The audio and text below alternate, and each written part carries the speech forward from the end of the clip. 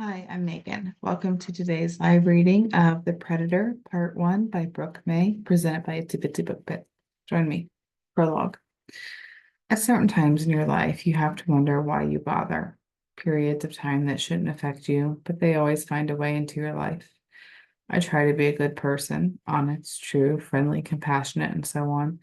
But I believe bad things really happen to good people because they are strong enough to persevere through it. I know from experience. I used to have it all: money, a career chosen by my parents, and even love. But then I lost it all. Surviving the struggles of losing so much and not regretting what led me here, I now sit in my aunt's beautiful home in Denver, Colorado, with my elbows resting on my knees, all while I focus on the 5 o'clock news. And now we turn to Trust, who is currently in Boston, Massachusetts, at the home of Senator Douglas Cunningham. Trust? The image on the flat screen flips to a woman standing in front of the home where I grew up in. From banners to balloons, red, white, and blue, dominate the house, with a crowd of the Boston and Washington, D.C. upper crust standing in the crowd before the happy family. My aunt's groan sounds in the room from the worn out, off green lazy boy. Why are we watching that? Aunt Jackie's voice had a slight hint of annoyance as paper shuffled and the chair creaks. Curiosity. I turn up the volume to hear it better. A part of me couldn't care less about Douglas's future in politics. To a point, I didn't want or need the media barging into my life. Not after all this time. And that is what will happen if this goes how I think it's about to go. The media and opponents running against Douglas will dig to try to find whatever dirty secrets they can. They'll find plenty in the old Cunningham past. Why? If he wins this, are you going to vote for him? She doesn't hide the animosity in her voice. She doesn't have to with me. I may be bitter toward the people who brought me into this world, but I've learned to let it go and move on, while Aunt Jackie still struggles with that. Not a chance. I make sure our gaze connects so she knows I'm telling the truth. I shouldn't have to, but I feel compelled to reinforce my front. I turn back to the television and focus on the reporter who is talking nonsense. Thank you, Will. I'm coming to you live with breaking news. Senator Douglas Cunningham of Massachusetts has announced his bid for the Republican nomination for the presidency of the United States. The eruption of cheers from the crowd drowns out the reporter. The image cuts to a picture perfect view of the senator and his endearing family. Well, minus a member or two. Great, just great. Mother dearest, father, and dear sweet baby sister Zoe all stand strong together as the crowd of hundreds cheer for him. The rest of the family is off to the side, still there and still showing their support. Dear old dad wants to be the next president. That's just what our country needs. I bet I'll know who he'll want as his running mate. I glance over at my aunt, who is nose deep back into her paperwork, too busy to notice her older brother on the news. This makes me laugh. Dealing with divorce arguments, or whatever you call them, is more fun for my attorney aunt. She hasn't spoken to him in years and couldn't care less about what he is up to now. The crowd's volume has lowered enough for the reporter to speak again. Senator Cunningham has expressed his desire to have Representative Timothy McGarth II, also of Massachusetts and longtime friend to the senator, be his running mate. The camera zooms on the makeshift stage again, and this time the McGarth family is up there as well. And not so much to my surprise, Timothy III has a loving arm around my sister. Knew it. I whisper a groan to myself as I flop back in my seat. Well, as much as my uniform of tight golden satin hot pants and the barely there black lace-up belly shirt will allow me. Kiddo, I direct my line of vision to my aunt as she pulls off her glasses and glares at the television. You know what this means, right? Yep. I pop the P before I sit back up and shut off the news. Time to make sure we can lay low when we see news trucks circle. Shaking my head, I whip myself in the face with my long, high ponytail. Should be fun. I roll my eyes. We can't let them find out about the dirty secrets, I air quote, making Aunt Jackie laugh. But that's what we are, the dirty secrets of a powerful, old money political family, both shunned from the family because of who we choose to love. Checking the time, I find that I only have a few minutes to finish getting ready before Beth, my best friend and coworker, comes to pick me up. Catherine. I cringe as I freeze in my steps. I hate my given name. I prefer KC to Catherine Carey. My heavily made up eyes look over my shoulder at her. Yes. Have you given Beth an answer yet? I want to disappear. Beth Martin has been my best friend since I moved here 4 years ago. I haven't told her anything about my past, what led me here, who my family really is, and other questions she has had. I do plan to tell her someday, but I'm not ready yet. She helped me so much after we became friends. She helped me to enroll in school here and land a job as a waitress and server at the General's Golden Club. As much as I loathe my job, it pays my bills and aids in me getting through school. Same goes for Beth. We both have dreams of other careers. Mine is in education and Beth's is in sports medicine with a focus on MMA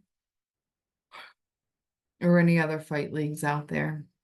For the past few weeks, Beth has been begging me to go to a fight night with her, all courtesy of her newest sugar daddy, Bob. Boxing fight night, that is. I promised myself long ago that I would never step foot near a fight again. I don't follow the fighters, a certain fighter, and I don't know the current rankings or who the current champion is. That was part of my old life, something I have no desire to ever go back to. No, bad, Casey, bad. Casey, that girl deserves an answer. She is really excited about going. Aunt Jackie sighs. I don't think she would be mad at you if you would finally open up to her either. She stands up, cradling her paperwork in her arms. She deserves to know why you don't want to go. I doubt he would even be there. Yeah, right. That was his dream, after all, to become a hotshot fighter. She has a point, though. The chance of the one person who broke my heart being there is slim to none. I'll talk to her tonight, and I mean it. I need to give her an answer. A grin spreads across Aunt Jackie's face just as a horn sounds from the driveway. We're on the way to work.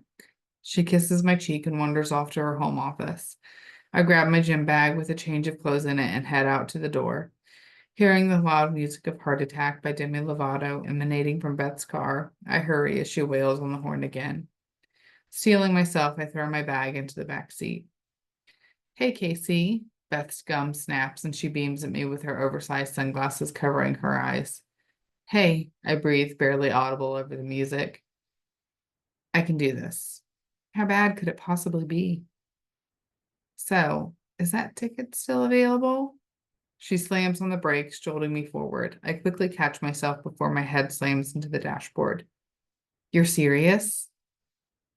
As a heart attack, I chide, easing her and hoping she will start driving again. Hey there, sweet thing. Closing my eyes, I slowly open them before turning back to the gentleman who I'm currently waiting on. Another gin and tonic. He slaps my back in and throws a wink at me before drunkenly laughing and turning back to the others at his table. Gentleman, my butt. Right away, sir. I force a smile and head over to my bartender for the night, Sammy. Another gin and tonic, please. I slump against the counter, ready for my night to be over. That's when my vacation starts, if you want to call 3 days off a vacation. This job is horrible. I feel degraded and dirty every night when I leave. Management only hires women, meaning no beefy bartenders watching over the girls who either dance or serve here. Our only line of defense is the two bouncers out front, but we never see them. No word yet from the schools you've applied to?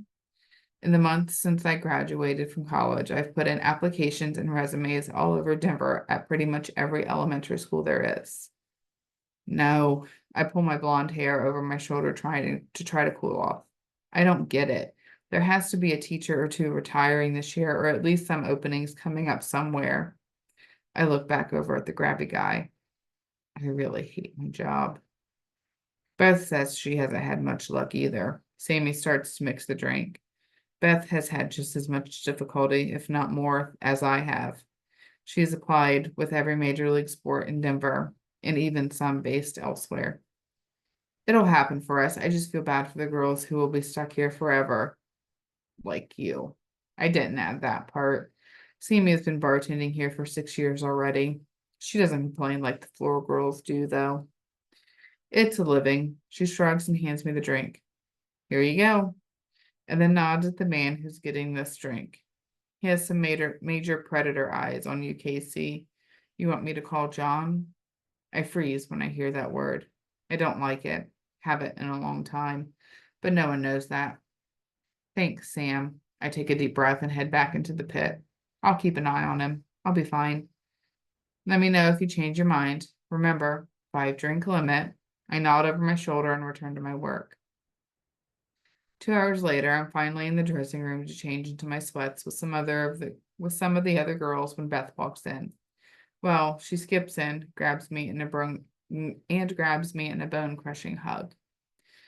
I'm super glad you're coming with me tomorrow, Casey. She giggles and heads to her own locker. He won't be there. I continue to repeat that in the back of my mind. It's the only way I'll be able to go through with it and not fake an illness. I'm glad I can make you happy, I mutter as I put my uniform into my bag and redo my hair into a messy bun before removing my makeup. I'll come to your house around 4:30 to help you get ready. She starts changing into something else. Oh, she stops in the middle of putting her bra on.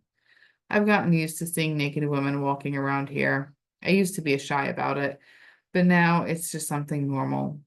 Wear that black and white number you brought and then shoved into the back of your closet. You've got some amazing curves, and that will make the guys go crazy in it. Fine. I bought that dress on impulse when I shouldn't have. Everything about it reminds me of him. That's why I hid it in the back. Knowing how persuasive Beth will be to get me into that thing, I don't bother to argue. Every time I go out with her, she brings it up, but I never wear it. That's about to change, though. And I'll make sure your sunny blonde hair looks amazing and your blue eyes pop. Guys like that. She continues to ramble, not even noticing that I'm not really listening to her. I'm too worried about whether I'll see him. What if I see him?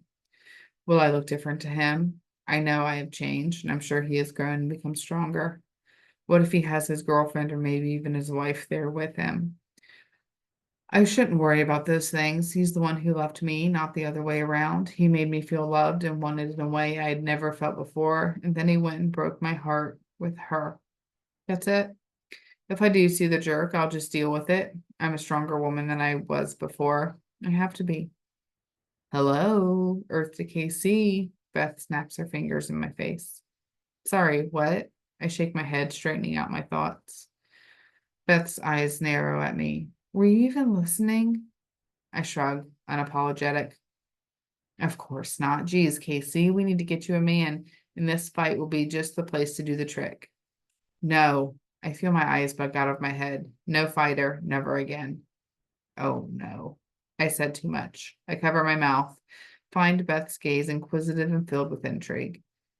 What do you mean, never again? Her eyes light up with the tidbit of my past I just spilled.